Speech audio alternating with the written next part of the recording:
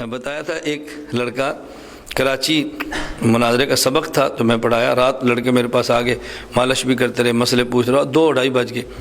اس میں ایک لڑکے نے مجھے کہا، یہ اس نے اجماع پر ایک سوال کیا۔ اس نے کہا جی اجماع امت دلیل شرعی ہے؟ میں نے کہا۔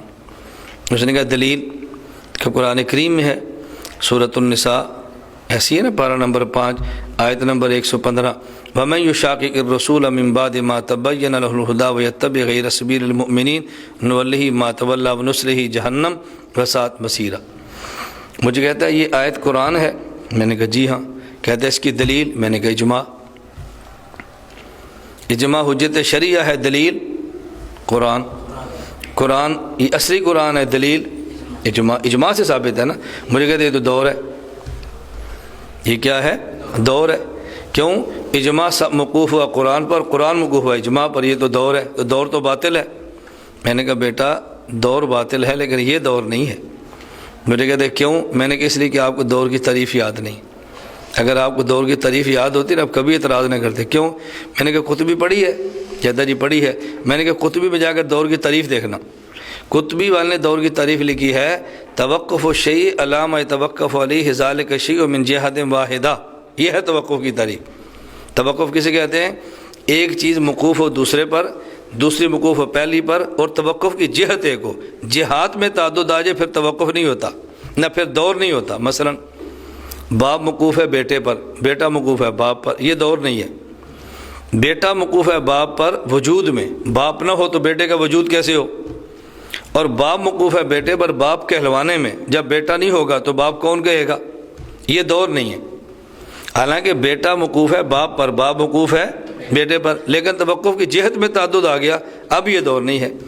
میں نے کہا اجماع موقوف ہے قرآن پر حجت ہونے میں، اور قرآن موقوف ہے اجماع پر ثبوت میں، تو اجماع کا توقف حجتاً ہے اور قرآن کا موقوف ثبوتاً ہے، اور جب جہت بدل جائے پھر دور نہیں ہوتا۔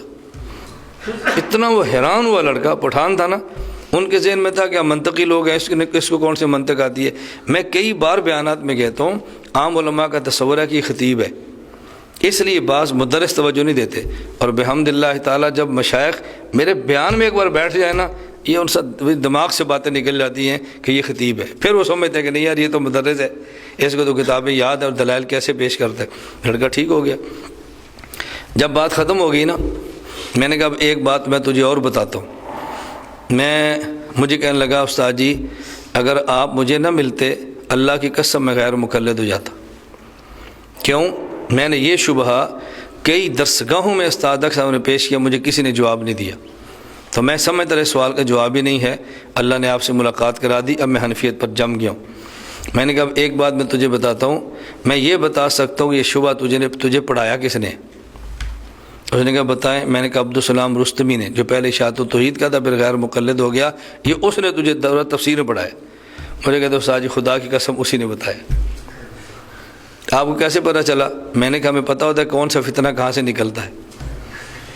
ہمیں جو آدمی کسی فن کا اندر کام کرے اس پر اللہ خود بخود گرے کھولتے جاتے ہیں، اس کو سمجھ آتی ہے یہ فتنہ کہاں سے ہے کہاں سے۔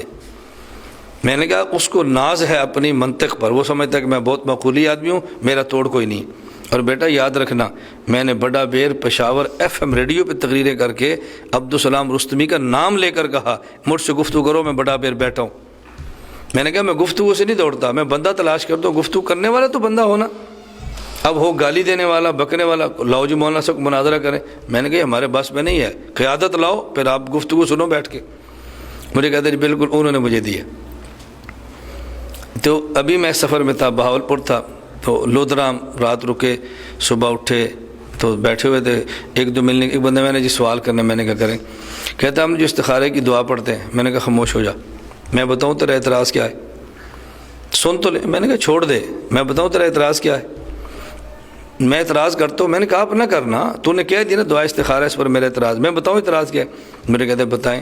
میں نے کہا تیرا اعتراض ہے دعا استخارہ میں کہتے ہیں اللہم ان کنت تعلم ان ھذا الامر خیر لی، اے اللہ اگر تو جانتا ہے، اللہ تو جانتا ہے، اگر کیوں کہا، یہی سوال ہے۔ کہتے ہیں جی ہاں۔ میں نے کہا بس۔ کہتے ہیں آپ کیسے پتہ چلا؟ میں نے کہا بابا یہ فن ہے ہمارا، میں تمہیں کیسے سمجھاؤں۔ آدمی جب کسی فن پر جان مارتا ہے نا، اللہ اس پر فن کھول دیتے۔ بندہ بیٹھا ہو پھر لمبی بات کرے، ہمیں اس کی ضرورت ہی نہیں ہے۔ میں نے کہا صرف تو بیٹھا تو دعا استخارہ کا نام لیا، مجھے سمجھ آ گئی اس بندے کو الجھن کہاں سے ہوئی ہوگی، بندے کو اندازہ ہوتا ہے یہ پھنسا کہاں پہ، اس کو ٹینشن کہاں سے ہوئی ہے۔ پھر خیر میں نے اس کو جواب دیا، تو مطمئن تو اس نے کیا ہونا تھا، تو شرارت کے لیے لوگ آتے ہیں نا، میں نے اس کو جواب دے دیا۔ ایک اور سوال کیا، میں نے کہا سوال رہنے دو، میرا جواب سن۔ پھر میں نے جواب دیا، پھر میں نے کہا تو سوال اشارہ کر اگلا میں تو جواب بھی ساتھ دوں گا۔ تھوڑی دیر بیٹھا رہا، میں نے کہا اس کے لیے بہتر ہے کہ آپ سرگودا تشریف لائیں، 10 ایک دن ہمارے پاس قیام فرمائیں، پھر ہم سے سوال پوچھیں۔ اب تیرے ذہن میں میری عقیدت اور شخصیت نہیں ہے، میں جتنے سوال کروں گا تجھے مزہ نہیں آنا، ذہن میں شخصیت نہیں ہے نا، بھائی ایک مولوی صاحب آئے تو سوال کر لو، مولوی صاحب آئے سوال کر لو، تو لودرا کی طرح مجھے بھی کسی مسجد کا امام سمجھتا ہوگا، اب میں کیسے تجھے سمجھاؤں؟ اس لیے آپ کچھ دن قیام فرماؤ، پھر بات تجھے سمجھائیں گے۔